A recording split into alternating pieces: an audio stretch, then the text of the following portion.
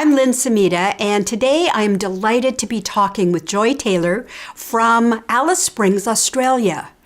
And Joy has graciously agreed to talk with us about her experience with depression and how it can impact all different facets of a person's life. So I'm very delighted that she's willing to share with us today on this really important topic. So welcome, Joy. Hi. Hi. So I'd love you to share initially just what's your work or what you're engaged with. I think it helps people to just feel a sense of where you're coming from. Okay. I am currently, or for the last 18 months, I've been set up a small business with my partner, and a business called Centered in Choice. And really it's all about helping people and organisations to be the best they can be. And within that sounds very big, but within that it's about supporting people through training and mentoring in different fields, but also assisting organisations with their sustainability. Mm-hmm. And so to that end, the areas that I work in particularly are in project development, project collaborations between not-for-profit organisations and businesses or other not-for-profits, assisting with grants and tenders, and assisting with training, whether it be accredited or non-accredited, to support people into supervisory and management type roles that they may not have experienced that before. I also do broadcast training, and I make radio programs. So this an interesting diversion on the the style of media. Yes. Very diverse. Yeah, and I guess being a Gemini, I like the diversity. Well, and along with that can come lots of stress. I was just picturing all the different people and the different shareholders and so on. So I'd like to just start this piece with what really triggered or really brought you to the place of thinking, I need to get some help. What was going on for you? 6 years ago. In fact, earlier than that, I had a very bad health issue, incident, and basically had a breakdown. Mm-hmm. It was a combination of different things that led to that. I was sick for quite a long time. I couldn't hear for quite a long time. And then as a result of that period, I couldn't work. Of course, I couldn't do anything really apart from lie in bed and sleep and be sort of not connected with the world in a way. I couldn't hear. I was not. It was like everything had shut down, really. So that was back in 2011. And as a consequence or an outcome of that period was I got chronic fatigue, and I quit the job, and had to really reinvent myself. Many wonderful things in my life, but I needed, I'd sort of pushed myself beyond what was realistic, and all of those things. Anyway. We do that sometimes, and it was an incredible jolt, that experience. So from then, I started thinking about, I was sort of forced really by my body, forced me to change. And so I started to do all sorts of different things. And if I can just stop you there for a second, Joy. I think that that's often something that people don't realize, that there's a combination of things. And when our physical health starts to be compromised, and then that, of course, often affects our ability to work, which affects finances, and that whole combination can really set the stage for the system, as you say, shutting down. Yeah, and it was something that I'd never experienced before. Mm-hmm. And it was a big knock to my sense of self, my self-esteem, all of those things. Really, I sort of didn't really know who I was. And it was a very hard few months over that next period, trying to adjust to this sort of what felt to me like a shell of a person who couldn't do very much at all. I remember the time being able to, have one sort of thing that I did in a day, and then I was exhausted again. So anyway, there was lots of that sort of happening, and I came out of that and started to do more. I was doing more yoga. I started to explore the choice theory and sort of what tools that I could use to help me get back to where I was before, or to be able to function again. I started to do little bits of work, and this went on for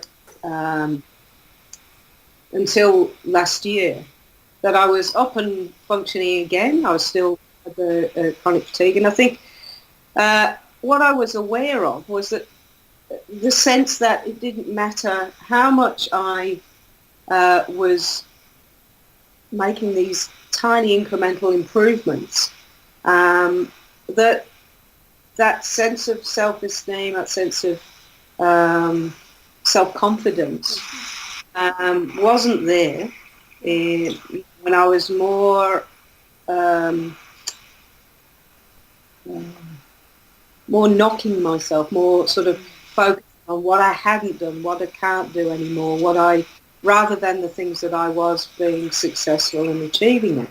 So that was, and it was like there was and this chatter, the negative chatter in the head about, that's not good enough and so on. And that had an impact on all aspects of my life.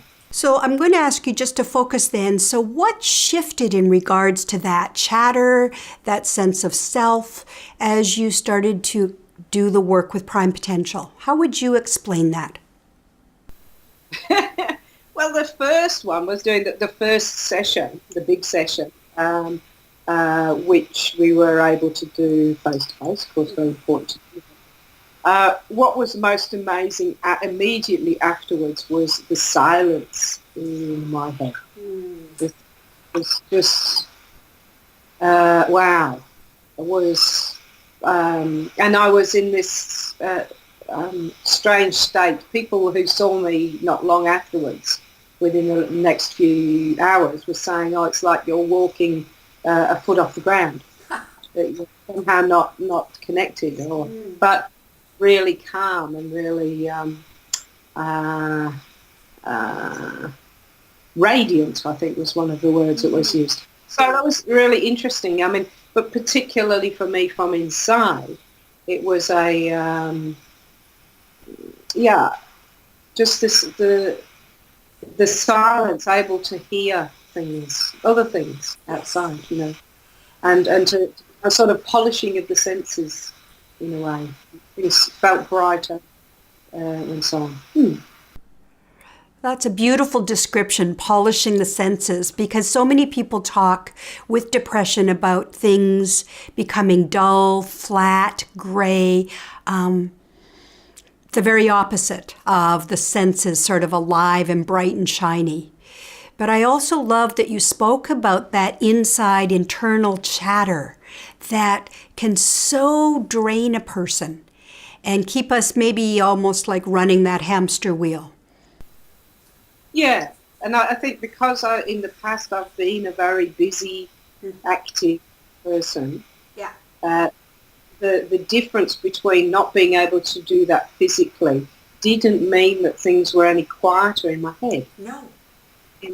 During that period. So that was interesting. But so that and frustrating. And yes, the not being able to to sort of push down the accelerator and there's nothing there is a very frightening thing for somebody who's used to an untapped amount of energy. So that then became a bit of extra chatter around, you used to be able to do this, you can't do this now, and you'll never get better, and all of those. happens that just spin you down into a hard place. Yeah. Good. So I know there were many shifts for you, and because depression or whatever a person sort of labels it as affects many parts of their life, whether it's the relationships, the productivity, and so on. What was the biggest shift for you, would you say, in terms of, besides the internal, then how did it ripple out? Was there a big shift in how you showed up in the world? I think so. I mean, there wasn't a sudden an immediate change, except of a general feeling of lightness. And of course, when it's like you meet a sunny, happy person. You have a very different interaction with them than someone who's, quite bleak or negative energy coming. So and I think people responded around me to that change. And just and being just feeling more light, not taking things personally, to just stop and enjoy things rather than thank goodness that's out the way now. I've got something else big to deal with. Let's go out and just smell the roses. Let's just pause and also, I mean, just finding the humour in more things. Start to sing more. That was certainly a change for me. So I think, and I think the other thing that we've talked about that was also a big change was to be able, because of the lack of chatter in the head. I mean, it did come back, some of it. Not quite the same extent, but what was a change was the being able to see and being aware of the moment between information coming in and what would normally be a quick reaction. Just be able to go, how do I want to deal with that? Now, I'm not saying that I can do that all the time. Sometimes there is we do have quick reaction. But then, actually, that's not how I want to be. I'll respond now in a different way. And I think that has been one of the biggest things. Just the awareness, and that took a little while coming, that awareness that I do have choices in how I respond. That I'm not just running on old patterns of behaviour. I can, and I had this picture for some time about the superhighway and the kangaroo track.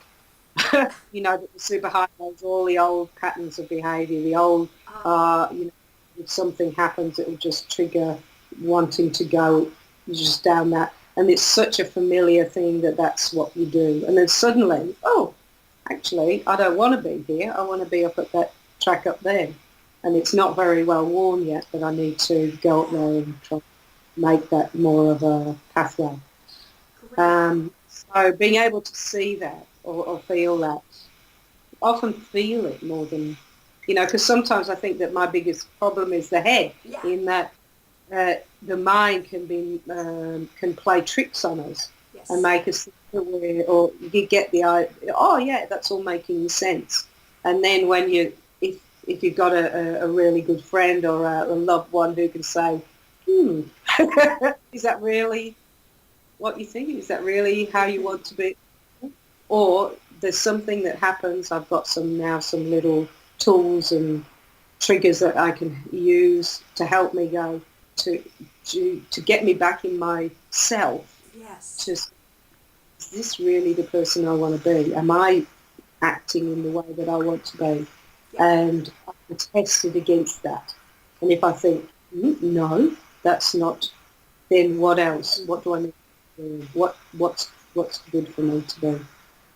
And I know when I'm in that space, it's lighter, and it's not joyous happiness all the time. it's a lighter sense of I can step through the world in a lighter way. Mm-hmm. Like, like I'm dragging all of this stuff behind me. That's right. And it's a difference, really. I was just going to say, and Prime Potential really focuses on that sense of self and who you want to be in the world.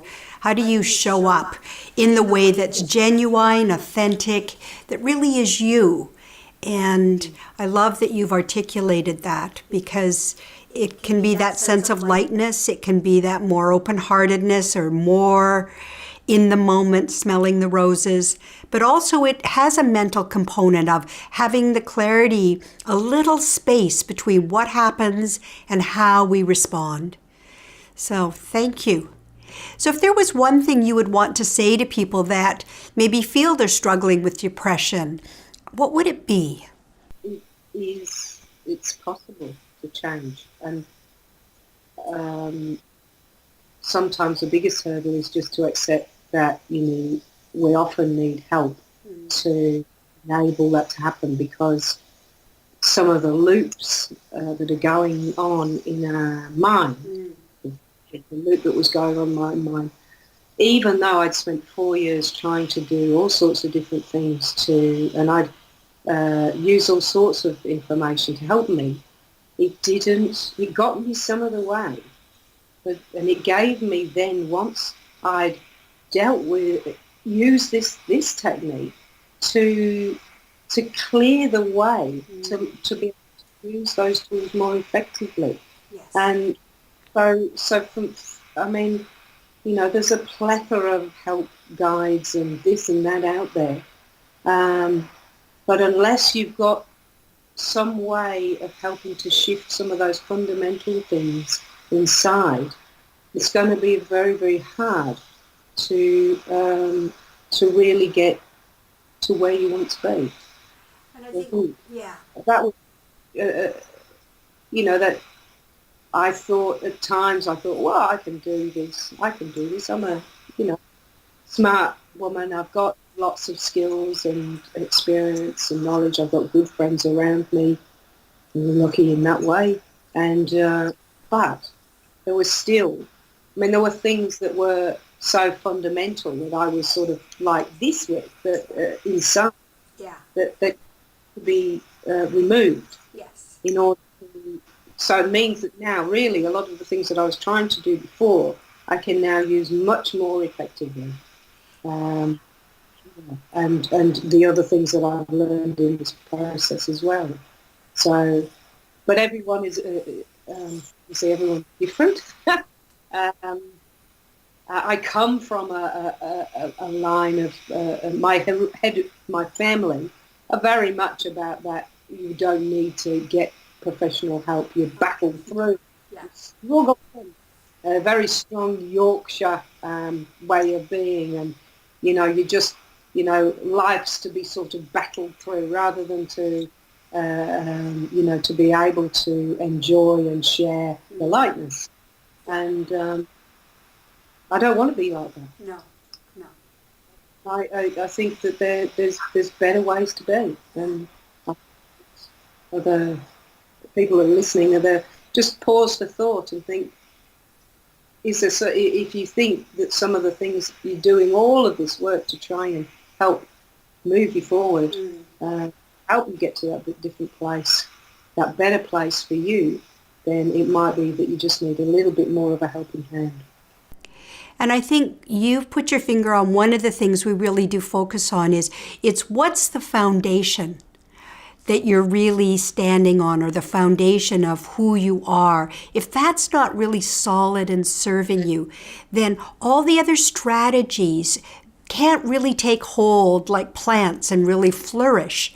And many people have spoken the way you did, is all that other stuff you were trying to do now can be useful and be of service and continue to support you because you've really got your feet under you. So thank you so much for sharing this.